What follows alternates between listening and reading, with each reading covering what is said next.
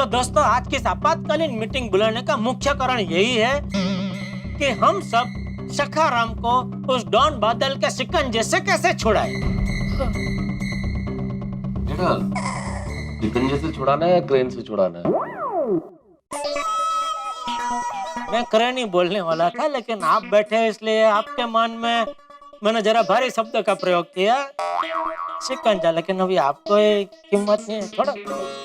मेरे को तो लगता है पुलिस कंप्लेंट करना चाहिए। नहीं नहीं नहीं नहीं नहीं नहीं नहीं नहीं नहीं नहीं नहीं कोई नहीं करेगा। कोई पुलिस में कंप्लेंट नहीं करेगा यार भाई। यार भाई आप पढ़े लिखे साइंटिस्ट होने के बावजूद बेवकूफ जैसी बात कर रहे हैं यार।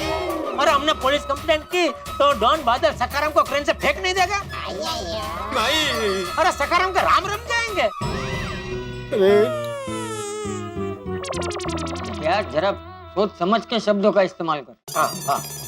तो जैसा कि बापूजी ने कहा, यहाँ उपस्थित सभी महानुभावों को मैं विनती करना चाहता हूँ कि देखिए, हम यहाँ मीटिंग में जो कुछ भी बोले सोच समझ कर बोले,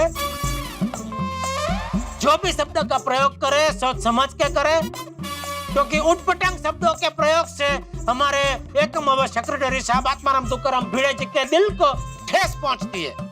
ठीक है, तो जो भी बोले सोच समझ कर बोले। हाँ बराबर ना भिड़े? तो दोस्तों अभी मेन मुद्दे पे आते हुए हमें ये सोचना है कि हमारे एकम सेक्रेटरी साहब आत्माराम तुकाराम भिड़े जी के ऊपर ये जो पहाड़ जितनी बड़ी मुसीबत आई है, उससे हम सब कैसे निपटे। किसी के पास कोई आइडिया है कैसे इसको सखाराम को वापस लाया जाए? हाथी भाई। हाँ, आप में से किसी को कोई आइडिया हो तो बताइए। यारो, मेरे पास एक आइडिया। क्या? एक काम करता हूँ, अपने पिंड से 2000 लोगों को यहाँ पे बुलाता हूँ और फिर हम मिलके उस डॉन बादल के फार्म हाउस पर दावा बोल देते हैं और सखाराम को छुड़ा के ले आते हैं। अरे सोड़ी, हमें जोश में नहीं सोचना है, जरा होश में रह के सोचना है। वो डॉन बादल को क्रेन का बटन दबाने में 2 सेकंड भी नहीं लगेंगे।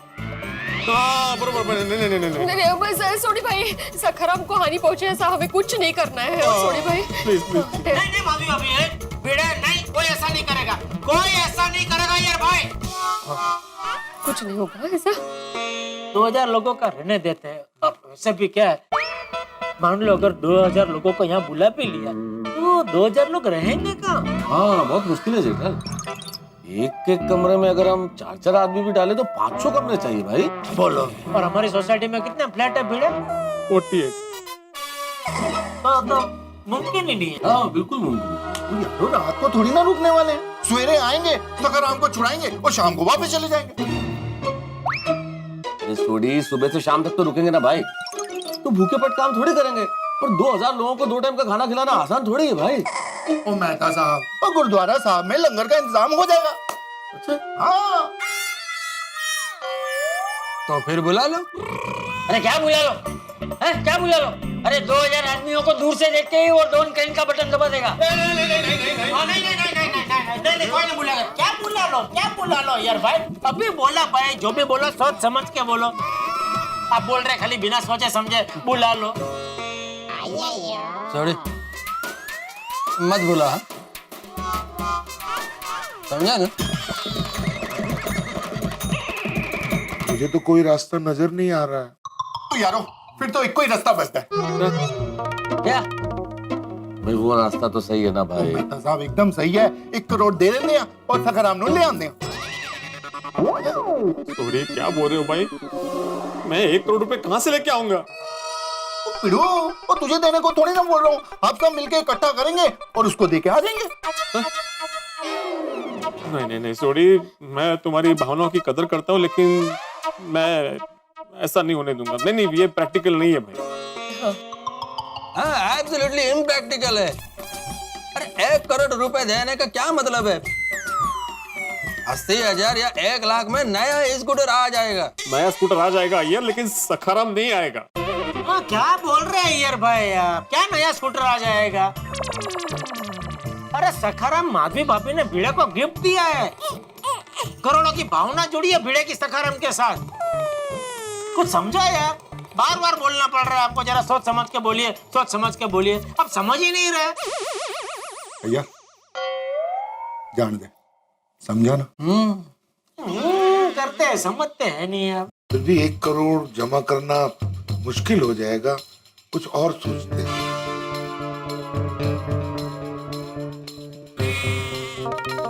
अरे मेहता साहब, कब से क्या पैसे उधर पढ़ के बैठे हैं, आप बोलिए कुछ तो आइडिया दीजिए। जेठालाल, मैं सोच रहा हूँ, लेकिन भैया ये समस्या बहुत जटिल है, एकदम से कोई इंस्टेंट आइडिया नहीं दे सकता मैं। और बाय द वे, पोपटलाल कहाँ है? अरे हाँ, वो तो आया ही नहीं। अरे मैन तो उसी की जिम्मेदारी, उसी की वजह से तो पूरा कांड हुआ है। ये क्या बोल रहे हैं जेठिया? इसमें उस डिब्बे का क्या लेना देना?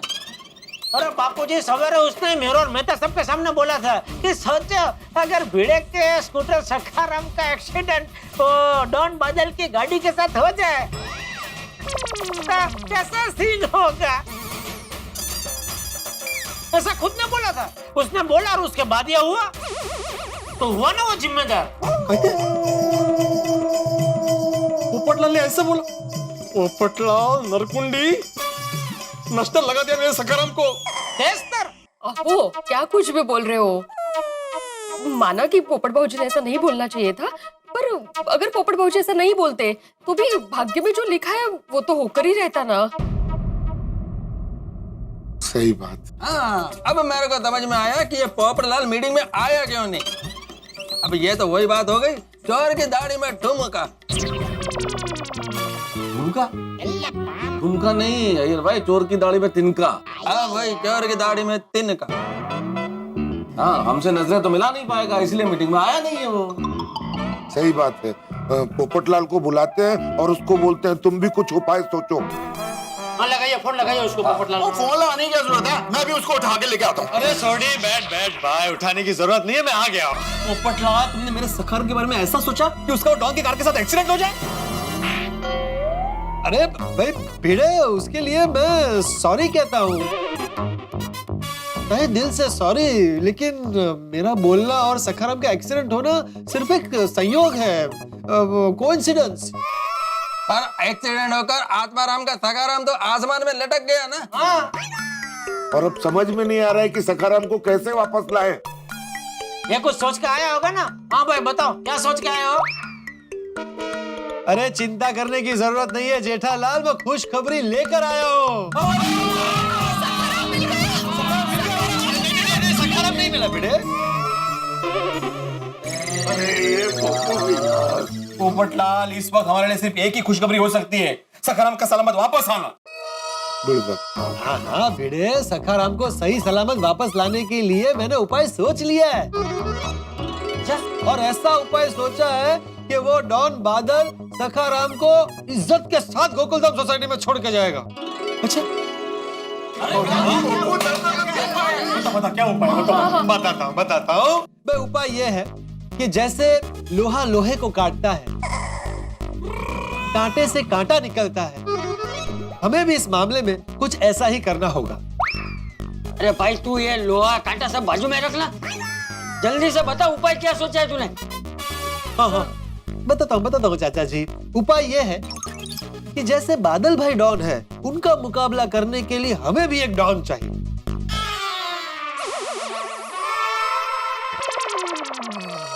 पोपटलाल, हम लोग किसी डॉन को थोड़ी जानते हैं भाई। सही बात है, और मैं एक डॉन को जानता हूँ। अच्छा, वो भी रिटायर हो गया है और काफी वक्त से जेल में है। हम लोगों को मिलके उसकी जमानत करवानी पड़ेगी। उसकी जरूरत नहीं पड़ेगी सोडी, मैं एक डॉन को जानता हूँ जो अभी भी काम कर रहा है। अच्छा। बाबूजी आइए, जल्दी क्या वो चाचा जी क्या? पोपटलाल, तुम क्या बोल रहे थे? तुम किसे जानते हो? कौन है वो डॉन? भाई उस डॉन का नाम है तूफान भाई, बहुत बड़े डॉन है। तूफान भाई? तूफान एक्सप्रेस के मालिक है? अरे नहीं जेठालाल भाई, तूफान भाई का तूफान एक्सप्रेस से कोई लेना देना नहीं है। वो एकदम इंडिपेंडेंट अलग डॉन है और मेरे दोस्त है। तो जेठालाल जर्नलिस्ट बनने से पहले पोपटलाल डॉन के साथ काम करता था, नहीं पोपटलाल? अरे यार भाई क्या कुछ भी बोल रहे हैं? हाँ यार भाई क्या बोल रहे हैं? पोपटलाल एक डॉन के साथ क्यों काम करेगा? तो क्यों नहीं कर सकता? अरे इसका नेचर ही देखो, हमेशा झगड़ा करता रहता है। वो यार भाई कब झगड़ा किया मैंने आपसे? अभी ये क्या कर रहे हो? यार उसको तूफान के बारे में एक्सप्रेस करने का मौका तो दो भाई। बोलो बोलो पोपटलाल बोलो। मैंने तूफान भाई का हमारे तूफान एक्सप्रेस के लिए इंटरव्यू लिया। इंटरव्यू का टाइटल था तूफान भाई का तूफान एक्सप्रेस में पहला इंटरव्यू। इंटरव्यू सुपर हिट हो गया था और उस इंटरव्यू के बाद तूफान भाई बहुत पॉपुलर हो गए और उन्होंने मुझे बुलाकर अपना आत्मीय बना लिया। और लेकिन पप्पू, तेरा ये तूफानी डॉन बादल डॉन के आगे खड़ा हो सके इतना पावरफुल है? हाँ? अरे हाँ सोडी वो बहुत पावरफुल है। एज ए सेकंड थॉट, हमको सकाराम को छुड़ाने के लिए गुंडों का मदद लेना चाहिए। ये भाई आप बिल्कुल ठीक कह रहे हैं, लॉजिकली तो नहीं लेना चाहिए, लेकिन अब हमारे पास रास्ता क्या है? दूसरा कुछ आ रहा ही नहीं है भाई। हाँ। सही बात है। और वैसे भी हमें थोड़ी ही कोई तूफान भाई से क्राइम करवाना है। हाँ। और उसकी मदद से अपने पिड़ू के सकाराम को छुड़वाना है बस। लेकिन पोपटलाल ये तूफान भाई हमारी मदद करेंगे ना? अरे करेंगे भाई भिड़े, बिल्कुल करेंगे। मैंने जब उनका इंटरव्यू लिया था ना, तो इंटरव्यू के बाद उन्होंने मुझे बुलाकर कहा था कि भाई पोपटलाल, तुम्हें जिंदगी में कभी भी कोई भी काम पड़े तो मुझे याद करना, ये सोचकर कि तुम्हारा काम हो जाएगा। और मैं उन्हें कहूंगा ना तो वो यहाँ हमारी सोसाइटी में भी आ जाएंगे। वाह पोपट भाऊजी, भगवान करे आपकी शादी जल्द से जल्द हो जाए। थैंक यू भाभी। तुम फोन लगाओ। अभी लगाता हूँ। फोन स्पीकर पे रखता हूँ, देखना मेरी आवाज सुनते ही खुशी से उछल पड़ेंगे।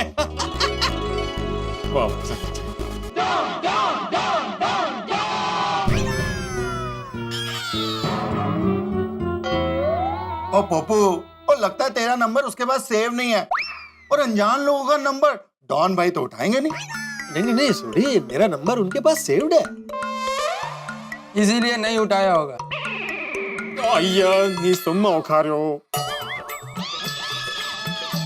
मारा तुमको तमिल आता है? हाँ आती है। कैसे? अरे वो मेरा एक स्टूडेंट था ना, उसकी मम्मी तमिल थी। कौन? वो मिसेस अयंगर। उन्होंने कब आपको तमिल सिखाई? उन्होंने मुझे तमिल नहीं सिखाई। वो अपने बच्चे को हमेशा बोलती रहती थी नी सुम्मा उखारो। मैंने एक दिन पूछा कि इसका मतलब क्या है, तो उन्होंने बोला कि तू अप्पा बस, मतलब तुम शांत रहो। इसलिए मैंने अय्यर को बोला कि तू अप्पा बस, आई मीन नी सुम्मा उखारो, तुम्ही ओका हो, तुम्ही बोला हो। क्या बोलूं? मतलब उसको फोन लगाओ और स्पीकर पे रखो। हाँ स्पीकर पे ही है फोन तो।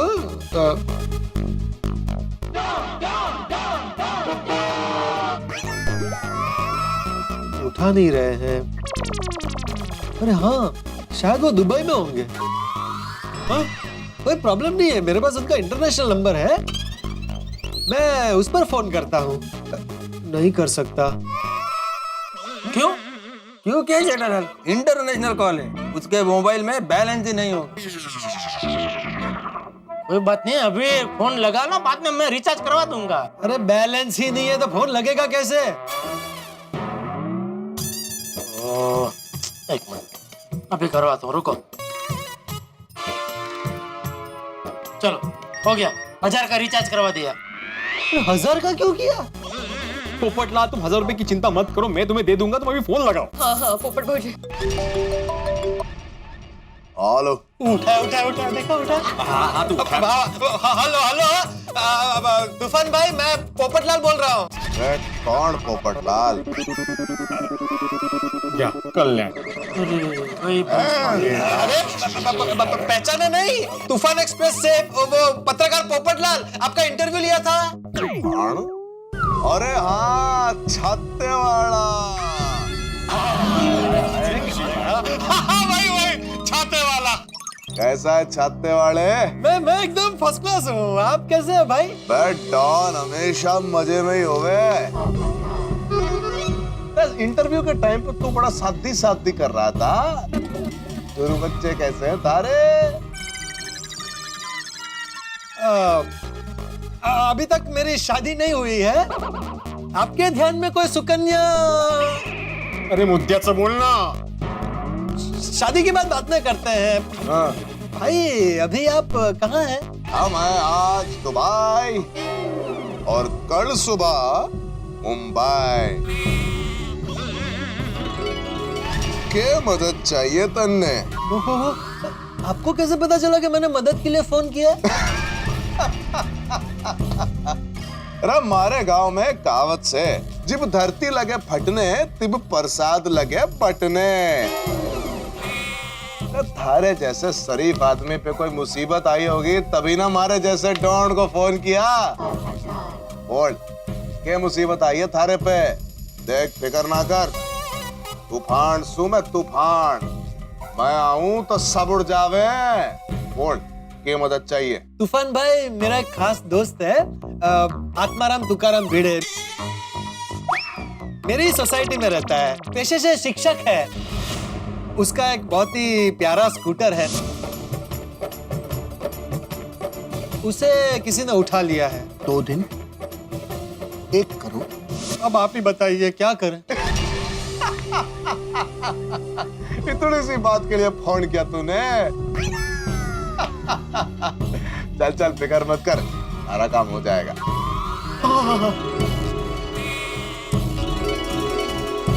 पक्का पक्का तूफान भाई? क्यों रहा?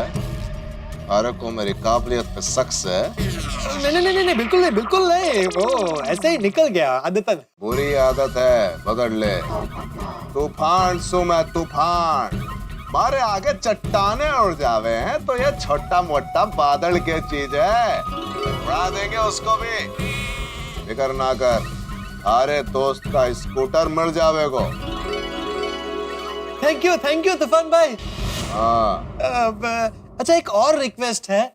ये भी क्या हुआ भाई? वो भाई ने कहा है कि वो 2 दिन में स्कूटर गिरा देगा।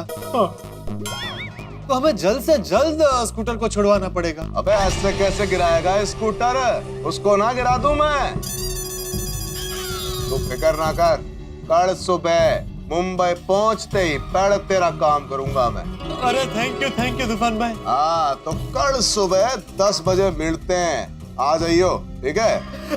अच्छा तूफान भाई, अगर आपको प्रॉब्लम ना हो तो आप हमारी गोकुलधाम सोसाइटी में आ सकते हैं। हम यहीं से साथ में चले जाएंगे। मैं अभी आपको एड्रेस मैसेज कर देता हूँ। चल ठीक है बेटा, गोकुल धाम के चक्कर भी काट ही लेते हैं। कल मिलते हैं गोकुल धाम में। थैंक यू तूफान भाई, थैंक यू। चल रहा कभी वह दूध दो कोई।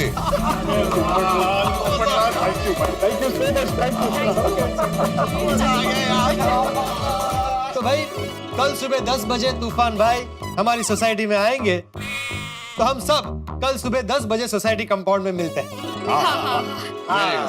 भिड़े बस ना भाई, अभी तो कोई टेंशन नहीं है ना। कल सुबह सखाराम तेरी बाहों में होगा। मतलब कल सुबह सखाराम तुम्हारी राहों में होगा। हाँ वही वो रोक का बो। हाँ फिर ओए कल तेरा सखाराम तेरे पास होगा और परसों हम सब मिलके उसका जन्मदिन मनाएंगे, साथ में केक काटेंगे। Happy birthday to you, happy birthday to you, happy birthday dear Sakharam, happy birthday to you. इसलिए भाई भिड़े अब बिल्कुल चिंता मत करो, शांति से आराम करो। कल सुबह हम लोग आते हैं और अभी चलते हैं, ठीक है? Okay.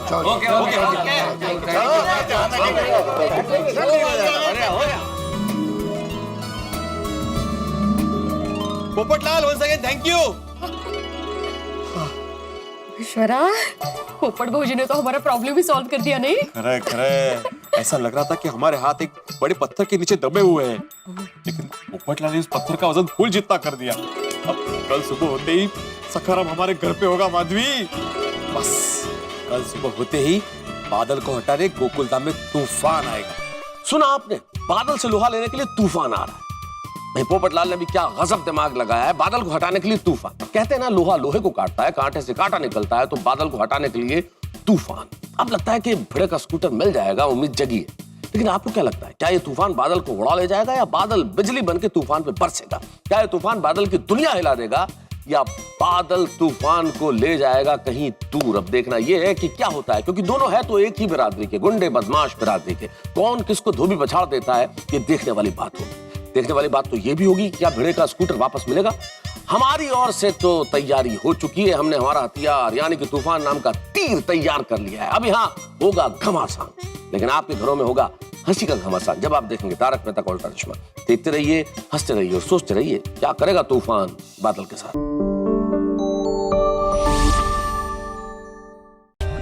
For more updates, subscribe to our channel, click the show links and enjoy watching the videos.